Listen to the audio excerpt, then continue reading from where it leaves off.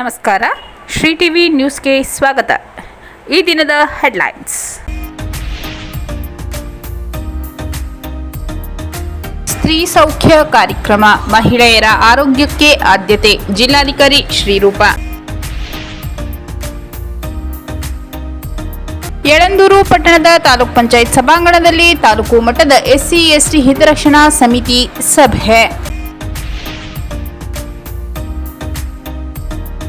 July 16 ಮತ್ತು 17ರಂದು ನಗರದಲ್ಲಿ ಮಾಧುರ್ಯ 2026 ಭರತನಾಟ್ಯ ಕಾರ್ಯಕ್ರಮ.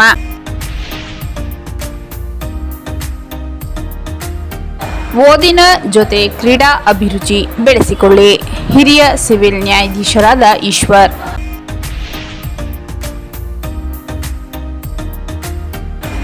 ಬೀದಿ ನಾಯಿಗಳ ದಾಳಿಗೆ ಗಂಡು ಜಿಂಕೆ ಬಲಿ. ಸ್ತ್ರೀ ಸೌಖ್ಯ ಕಾರ್ಯಕ್ರಮ, ಮಹಿಳೆಯರ ಆರೋಗ್ಯಕ್ಕೆ ಆದ್ಯತೆ, ಜಿಲ್ಲಾಧಿಕಾರಿ ಶ್ರೀರೂಪ. ಕೊಳ್ಳೇಗಾಲ ತಾಲೂಕಿನ ಸತ್ತೇಗಾಲ ಗ್ರಾಮದ ಪ್ರಾಥಮಿಕ ಆರೋಗ್ಯ ಕೇಂದ್ರದಲ್ಲಿ ಜಿಲ್ಲಾಧಿಕಾರಿ ಶ್ರೀರೂಪ ಅವರು ಕಿದ್ವಾಯ್ ಮೆಮೋರಿಯಲ್ ಇನ್ಸ್ಟಿಟ್ಯೂಟ್ ಆಫ್ ಆಂಕಾಲಜಿಯಲ್ ಪಿಂಕ್ ಬಸ್ ಮೂಲಕ ನಡೆಯುತ್ತಿರುವ ಸ್ತನ, ಗರ್ಭಕಂಠ ಹಾಗೂ ಬಾಯಿ ಕ್ಯಾನ್ಸರ್ ಉಚಿತ ತಪಾಸಣಾ ಶಿಬಿರವನ್ನು ಉದ್ಘಾಟಿಸಿದರು. ತಪಾಸಣಾ ಕಾರ್ಯ ಆರೋಗ್ಯ ಇಲಾಖೆ ಸಿದ್ಧತೆಗಳನ್ನು ಪರಿಶೀಲಿಸಿ ಸ್ಥಳೀಯರೊಂದಿಗೆ ಸಂವಾದ ನಡೆಸಿದರು. ಕ್ಯಾನ್ಸರ್ ಅನ್ನು ಆರಂಭಿಕ ಹಂತದಲ್ಲೇ ಪತ್ತೆ ಹಚ್ಚುವುದು ಜೀವ ಉಳಿಸುವ ಪ್ರಮುಖ ಹೆಜ್ಜೆ ಎಂದು ಜಿಲ್ಲಾಧಿಕಾರಿಗಳು ತಿಳಿಸಿದರು. ಮಹಿಳೆಯರು ಉಚಿತ ತಪಾಸಣೆ ಸೌಲಭ್ಯ ಪಡೆದುಕೊಳ್ಳುವಂತೆ ಜಿಲ್ಲಾಧಿಕಾರಿ ಸಲಹೆ ನೀಡಿದರು. ಆರಂಭಿಕ ತಪಾಸಣೆ ಆರೋಗ್ಯಕರ ಬದುಕಿನ ಭರವಸೆಯಾಗಿದ್ದು, ಪ್ರತಿಯೊಂದು ಮಹಿಳೆ ತಮ್ಮ ಆರೋಗ್ಯದ ಬಗ್ಗೆ ಕಾಳಜಿ ವಹಿಸಬೇಕೆಂದು ಜಿಲ್ಲಾಧಿಕಾರಿಗಳು ತಿಳಿಸಿದರು. ಜಿಲ್ಲಾ ಆರೋಗ್ಯ ಮತ್ತು ಕುಟುಂಬ ಕಲ್ಯಾಣ ಅಧಿಕಾರಿ ಡಾಕ್ಟರ್ ಎಂಎಸ್ ರಾಜೇಶ್ ಕುಮಾರ್, ತಹಸೀಲ್ದಾರ್ ಬಸವರಾಜ್ ಸೇರಿದಂತೆ ಇತರರು ಕಾರ್ಯಕ್ರಮದಲ್ಲಿ ಉಪಸ್ಥಿತರಿದ್ದರು. ಯಳಂದೂರು ಪಟ್ಟಣದ ತಾಲೂಕ್ ಪಂಚಾಯತ್ ಸಭಾಂಗಣದಲ್ಲಿ ತಾಲೂಕು ಮಟ್ಟದ ಎಸ್ಸಿ ಎಸ್ಟಿ ಹಿತರಕ್ಷಣಾ ಸಮಿತಿ ಸಭೆ. ಯಳಂದೂರು ಪಟ್ಟಣದ ತಾಲೂಕ್ ಪಂಚಾಯತಿ ಸಭಾಂಗಣದಲ್ಲಿ ತಾಲೂಕು ಮಟ್ಟದ ಎಸ್ಸಿ ಎಸ್ಟಿ ಹಿತರಕ್ಷಣಾ ಸಮಿತಿ ಸಭೆ ನಡೆಯಿತು. ಸಭೆಯಲ್ಲಿ ಮುಖಂಡರು ಮಾತನಾಡಿ, ತಾಲೂಕಿನ 33 ಹಳ್ಳಿಗಳಲ್ಲಿರುವ ಎಸ್ಸಿ ಎಸ್ಟಿ ಸಮುದಾಯ ವಾಸಿಸುವ ಬಡಾವಣೆಯಲ್ಲಿ ಅಕ್ರಮವಾಗಿ ಮದ್ಯ ಮಾರಾಟ ಮಾಡಲಾಗುತ್ತಿದ್ದು, ಈ ಸಂಬಂಧ ಹಲವು ಬಾರಿ ದೂರು ನೀಡಿದರೂ ಸಂಬಂಧಪಟ್ಟ ಅಧಿಕಾರಿಗಳು ತಡೆಯುವಲ್ಲಿ ವಿಫಲರಾಗಿದ್ದಾರೆ ಎಂದರು. ಪ್ರತಿಕ್ರಿಯಿಸಿದ ತಹಸೀಲ್ದಾರ್ ನಯನ, ಈ ಸಂಬಂಧ ಸೂಕ್ತ ಕ್ರಮ ವಹಿಸುವುದಾಗಿ ಭರವಸೆ ನೀಡಿದರು. ಪಟ್ಟಣದ ಶಾಲೆ, ಆಸ್ಪತ್ರೆ, ದೇವಸ್ಥಾನದ ಬಳಿಯೇ ಬಾರ್ಗಳಿದ್ದು, ಇದರಿಂದ ಕುಡುಕರ ಹಾವಳಿ ಹೆಚ್ಚಾಗಿ ಮಕ್ಕಳು, ಮಹಿಳೆಯರು ಓಡಾಡಲಾಗದ ಸ್ಥಿತಿ ನಿರ್ಮಾಣವಾಗಿದೆ. ಅಲ್ಲದೆ ಪಟ್ಟಣದ ಬಸ್ ನಿಲ್ದಾಣದ ಬಳಿ ಇರುವ ಅಂಬೇಡ್ಕರ್ ಭವನದೊಳಗೆ ಹೋಗುವ ಕುಡುಕರು ಕುಡಿದು ಪೌಚನ್ನು ಅಲ್ಲೇ ಬಿಸಾಡಿ ಬರುತ್ತಾರೆ. ಇದರಿಂದ ಪಟ್ಟಣದಲ್ಲಿರುವ ಆ ಬಾರ್ಗಳನ್ನು ಕೂಡಲೇ ತೆರವುಗೊಳಿಸಿ ಎಂದು ಮುಖಂಡರು ಆಗ್ರಹಿಸಿದರು. ಈ ಸಂಬಂಧ ಖುದ್ದು ಪರಿಶೀಲನೆ ನಡೆಸಿ ಕ್ರಮ ವಹಿಸುವುದಾಗಿ ತಹಸೀಲ್ದಾರ್ ಭರವಸೆ ನೀಡಿದರು. ಎಸ್ಸಿ ಎಸ್ಟಿ ಜನಾಂಗದವರಿಗೆ ಸೇರಿದ ಜಮೀನಿನಲ್ಲಿ ಹಾದು ಹೋಗಿರುವ ವಿದ್ಯುತ್ ಕಂಬ ಹಾಗೂ ಬಡಾವಣೆಗಳಲ್ಲಿ ಶಿಥಿಲಗೊಂಡಿರುವ ವಿದ್ಯುತ್ ಕಂಬ ಬದಲಾಯಿಸಬೇಕೆಂದು ಮುಖಂಡರು ಒತ್ತಾಯಿಸಿದ ಹಿನ್ನೆಲೆ ಈ ಸಂಬಂಧ ಪರಿಶೀಲಿಸಿ ಕ್ರಮ ವಹಿಸುವುದಾಗಿ ಸೆಸ್ಕ್ ಅಧಿಕಾರಿಗಳು ತಿಳಿಸಿದರು. ಮನೆಯ ವಾರಸುದಾರರು ತೀರಿ ಹೋದ ಬಳಿಕ ಅವರ ಮಕ್ಕಳು, ಮೊಮ್ಮಕ್ಕಳಿಗೆ ಮನೆಗೆ ಸಂಬಂಧಿಸಿದಂತೆ ಈ ಸ್ವತ್ತು ಮಾಡಿಕೊಡಲು ಸೂಕ್ತ ದಾಖಲೆ ಕೇಳಲಾಗುತ್ತಿದೆ. ಹಿಂದಿನವರ ಬಳಿ ಸೂಕ್ತ ದಾಖಲೆಗಳಿರುವುದಿಲ್ಲ. ಆದ್ದರಿಂದ ವಕೀಲರ ಅಫಿಡವಿಟ್ ಮಾಡಿಸಿ ಆ ಆಧಾರದ ಮೇಲೆ ಈ ಸ್ವತ್ತು ಮಾಡಿಕೊಡಲು ಕ್ರಮ ವಹಿಸಬೇಕೆಂದು ಒತ್ತಾಯಿಸಿದರು. ಸಭೆಯಲ್ಲಿ taluk panchayat EO Venu, circle inspector Subrahmanya, ಸಮಾಜ ಕಲ್ಯಾಣ ಇಲಾಖೆ ಸಹಾಯಕ ನಿರ್ದೇಶಕ ಕೇಶವಮೂರ್ತಿ, ಪಟ್ಟಣ ಪಂಚಾಯತ್ ಮುಖ್ಯಾಧಿಕಾರಿ ಮಹೇಶ್ ಕುಮಾರ್ ಸೇರಿದಂತೆ ತಾಲೂಕು ಮಟ್ಟದ ವಿವಿಧ ಇಲಾಖೆಗಳ ಅಧಿಕಾರಿಗಳು, ಎಸ್ಸಿ ಎಸ್ಟಿ ಜನಾಂಗದ ಮುಖಂಡರು ಹಾಜರಿದ್ದರು.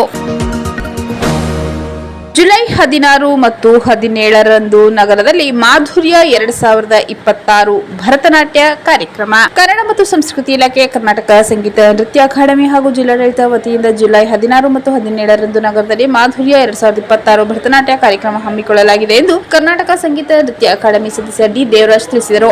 ನಗರದ ವನ್ನಡ ಡಾಕ್ಟರ್ ರಾಜ್ಕುಮಾರ್ ಜಿಲ್ಲಾ ರಂಗಮಂದಿರದಲ್ಲಿ ನಡೆದ ಸುದ್ದಿಗೋಷ್ಠಿಯಲ್ಲಿ ಮಾತನಾಡಿದ ಅವರು, ಜುಲೈ 16ರಂದು ಸಂಜೆ 4 ಗಂಟೆಗೆ ನಗರದ ವನ್ನಡ ಡಾಕ್ಟರ್ ರಾಜ್ಕುಮಾರ್ ಜಿಲ್ಲಾ ರಂಗಮಂದಿರದ ವೇದಿಕೆ ಕಾರ್ಯಕ್ರಮ ನಡೆಯಲಿದೆ. ಜಿಲ್ಲಾಧಿಕಾರಿ ಶ್ರೀರೂಪ ಕಾರ್ಯಕ್ರಮ ಉದ್ಘಾಟಿಸಲಿದ್ದಾರೆಂದರು. ಕರ್ನಾಟಕದ ಸಂಗೀತ ನೃತ್ಯ ಅಕಾಡೆಮಿ ಅಧ್ಯಕ್ಷೆ ಶುಭಾ ಧನಂಜಯ್ ಅವರು ಕಾರ್ಯಕ್ರಮದ ಅಧ್ಯಕ್ಷತೆ ವಹಿಸಲಿದ್ದು, ಮುಖ್ಯ ಅತಿಥಿಗಳಾಗಿ ಸಮಾಜ ಕಲ್ಯಾಣ ಇಲಾಖೆ ಉಪನಿರ್ದೇಶಕ ಎನ್ ಮುನಿರಾಜ್, ಕನ್ನಡ ಮತ್ತು ಸಂಸ್ಕೃತಿ ಇಲಾಖೆ ಸಹಾಯಕ ನಿರ್ದೇಶಕ ಬಿಎಸ್ ರಾಜು, ಅಕಾಡೆಮಿ ಸದಸ್ಯ ಡಿಆರ್ ರಾಜಪ್ಪ ಹಾಗೂ ಸಂಸ್ಕೃತಿ ಚಿಂತಕ ಎಎಂ ಮಹದೇವ್ ಪ್ರಸಾದ್ ಸೂಡೇರಿ ಪಾಳ್ಯ ಭಾಗವಹಿಸಲಿದ್ದಾರೆಂದರು. ಈ ವೇಳೆ ವಿದುಷಿ ಗಗನಶ್ರೀ ಕಶ್ಯಪ್ ಎಂಎಂ ಮತ್ತು ತಂಡದವರಿಂದ ಭರತನಾಟ್ಯ, ರಂಗರಾಜು ಅವರಿಂದ ಕಥಾ ಕೀರ್ತನ ಮತ್ತು ಸಚಿನ್ ತಂಡದವರಿಂದ ವಾದ್ಯ ಸಾಂಸ್ಕೃತಿಕ ಕಾರ್ಯಕ್ರಮ ಕಾರ್ಯಕ್ರಮ ಜರುಗಲಿದೆ ಎಂದರು. ಜುಲೈ 17ರಂದು ನಗರದ ಶ್ರೀ ಚಾಮರಾಜೇಶ್ವರಿ ದೇವಸ್ಥಾನದ ಮುಂಭಾಗ ಸಮಾರಂಭ ನಡೆಯಲಿದ್ದು, ಕರ್ನಾಟಕ ಗೃಹ ಮಂಡಳಿ ಹಾಗೂ ಹಿಂದುಳಿದ ವರ್ಗಗಳ ಕಲ್ಯಾಣ ಇಲಾಖೆ ಆಯುಕ್ತ ಕೆ. ದಯಾನಂದ್ ಸಮಾರೋಪ ನುಡಿಗಳನ್ನು ಆಡಲಿದ್ದಾರೆ. ಎಸ್ಸಿ ಎಂ ಮುತ್ತುರಾಜ್ ಅಧ್ಯಕ್ಷತೆ ವಹಿಸಲಿದ್ದು, ಮುಖ್ಯ ಅತಿಥಿಗಳಾಗಿ tahsildar Girija, Karnataka Sangeetha Nritya academy registrar N. Narendra Babu ಉಪಸ್ಥಿತರಿದ್ದು, ತುಮಕೂರಿನ ಹಿರಿಯ ಕೀರ್ತನಕಾರರಾದ ಲಕ್ಷ್ಮಣ್ ದಾಸ್ ಉಪನ್ಯಾಸ ನೀಡಲಿದ್ದಾರೆ.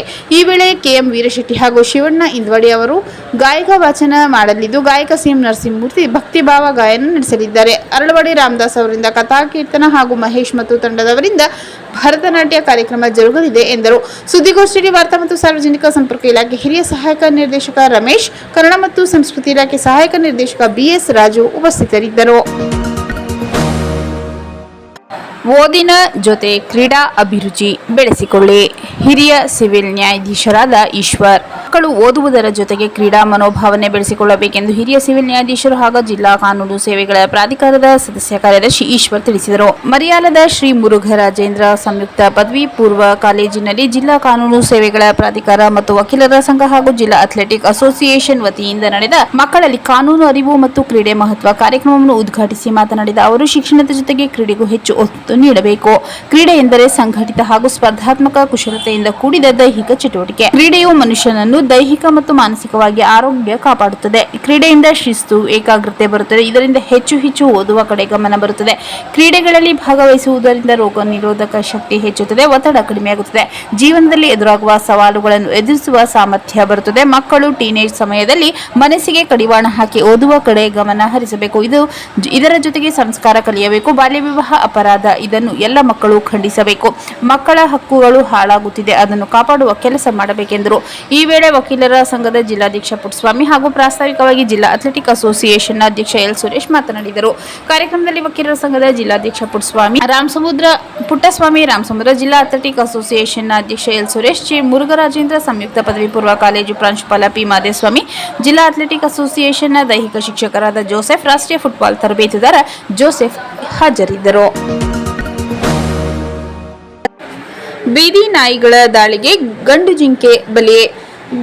ಆಹಾರ ಅರಸಿ ಅರಣ್ಯದಿಂದ ನಾಡಿನತ್ತ ಬಂದಿದ್ದ ಗಂಡು ಜಿಂಕೆಯೊಂದು ಬೀದಿ ನಾಯಿ ದಾಳಿಗೆ ಬಲಿಯಾದ ಘಟನೆ ಗುಂಡ್ಲುಪೇಟೆ ತಾಲೂಕಿನ ಬೇಗೂರು ಕೆರೆ ಸಮೀಪ ಇಂದು ಬೆಳಗ್ಗೆ ನಡೆದಿದೆ. ಸುಮಾರು 7 ಗಂಟೆ ವೇಳೆಗೆ ಬೇಗೂರು ಕೆರೆ ಸಮೀಪ ಜಮೀನುಗಳತ್ತ ಆಹಾರ ಅರಸಿ ಬಂದಿದ್ದ ಜಿಂಕೆಯ ಮೇಲೆ ಬೀದಿ ನಾಯಿಗಳ ಗುಂಪು ಏಕಾಏಕಿ ದಾಳಿ ನಡೆಸಿದೆ. ನಾಯಿಗಳ ದಾಳಿಯಿಂದ ತಪ್ಪಿಸಿಕೊಳ್ಳಲು ಜಿಂಕೆ ಸಾಕಷ್ಟು ಪ್ರಯತ್ನಿಸಿದರೂ ಸಾಧ್ಯವಾಗದೆ ತೀವ್ರವಾಗಿ ಗಾಯಗೊಂಡು ಸ್ಥಳದಲ್ಲೇ ಸಾವನ್ನಪ್ಪಿದೆ. ಘಟನೆ ಬಗ್ಗೆ ಸ್ಥಳೀಯರು ಅರಣ್ಯ ಇಲಾಖೆಗೆ ಮಾಹಿತಿ ನೀಡಿದ್ದು, ಮಾಹಿತಿ ತಿಳಿದ ತಕ್ಷಣ ಬಂಡೀಪುರ ಹುಲ್ಲು ಸಂರಕ್ಷಿತ ಪ್ರದೇಶದ ಗುಂಡ್ಲುಪೇಟೆ ಬಫರ್ ವಲಯದ ಅರಣ್ಯ ಅಧಿಕಾರಿಗಳು ಸ್ಥಳಕ್ಕೆ ಭೇಟಿ ನೀಡಿ ಪರಿಶೀಲನೆ ನಡೆಸಿದರು. ಬಳಿಕ ಮೃತ ಜಿಂಕೆ ಕಳಬೇರವನ್ನು ವಶಕ್ಕೆ ಪಡೆದು ಮರಣೋತ್ತರ ಪರೀಕ್ಷೆ ಸೇರಿದಂತೆ ಅಗತ್ಯ ಕಾನೂನು ಕ್ರಮ ಕೈಗೊಂಡರು. ಅರಣ್ಯ ಪ್ರದೇಶದ ಸಮೀಪ ಆಹಾರ ಅರಸಿ ಬರುವ ವನ್ಯಜೀವಿಗಳು ಬೀದಿ ನಾಯಿಗಳ ದಾಳಿಗೆ ಬಲಿಯಾಗುತ್ತಿರುವ ಘಟನೆ ಆತಂಕಕ್ಕೆ ಕಾರಣವಾಗಿದ್ದು, ಬೀದಿ ನಾಯಿ ಹಾವಳಿಯನ್ನು ನಿಯಂತ್ರಿಸುವಲ್ಲಿ ಸ್ಥಳೀಯರು ಸಂಬಂಧಿಸಿದ ಅಧಿಕಾರಿಗಳನ್ನು ಒತ್ತಾಯಿಸಿದ್ದಾರೆ. ಮತ್ತೊಮ್ಮೆ ಮುಖ್ಯಾಂಶಗಳು. ಸ್ತ್ರೀ ಸೌಖ್ಯ ಕಾರ್ಯಕ್ರಮ, ಮಹಿಳೆಯರ ಆರೋಗ್ಯಕ್ಕೆ ಆದ್ಯತೆ, ಜಿಲ್ಲಾಧಿಕಾರಿ ಶ್ರೀರೂಪ. ಯಳಂದೂರು ಪಟ್ಟಣದ ತಾಲೂಕ್ ಪಂಚಾಯತ್ ಸಭಾಂಗಣದಲ್ಲಿ ತಾಲೂಕು ಮಟ್ಟದ ಎಸ್ಸಿ ಎಸ್ಟಿ ಹಿತರಕ್ಷಣಾ ಸಮಿತಿ ಸಭೆ. ಜುಲೈ 16 ಮತ್ತು 17ರಂದು ನಗರದಲ್ಲಿ ಮಾಧುರ್ಯ 2026 ಭರತನಾಟ್ಯ ಕಾರ್ಯಕ್ರಮ.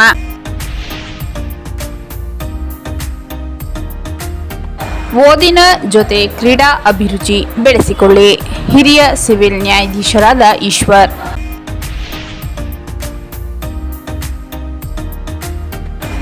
ಬೀದಿ ನಾಯಿಗಳ ದಾಳಿಗೆ ಗಂಡು ಜಿಂಕೆ ಬಲಿ.